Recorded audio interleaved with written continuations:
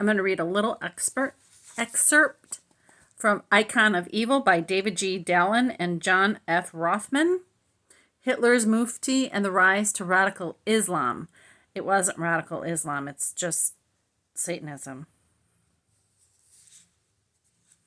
Islam doesn't preach any of this stuff that the Nazis did. Satanism does. But anyways, page 19. The genesis of modern jihad. What if Sir Herbert had chosen a candidate other than al-Husseini as Mufti of Jerusalem? The top vote getter and candidate of the Ashabi family was Sheikh Hussein al-Din Jarallah.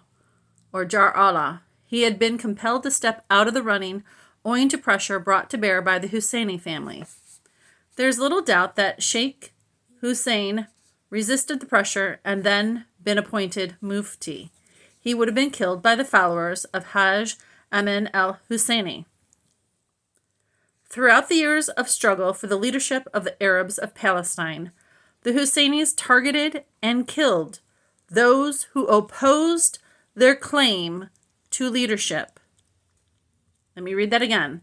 The Husseinis targeted and killed those who opposed their claim to leadership. That's called terrorism.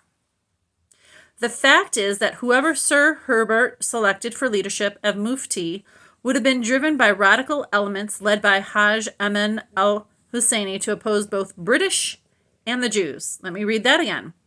The fact is that whoever Sir Herbert Samuel, selected for leadership as Mufti would have been driven by radical elements led by Hajj Amin al-Husseini to oppose both the British and the Jews.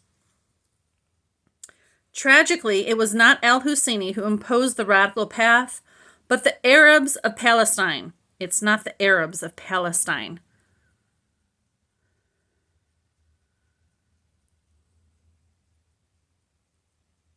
The Satanists of Palestine, the Nazis of Palestine, yes, or the Palestinian who really is hard determined to go against God and the law, yeah.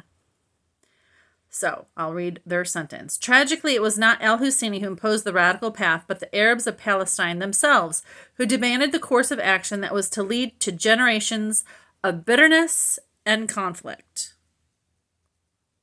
I'll leave it at that. Toodaloo.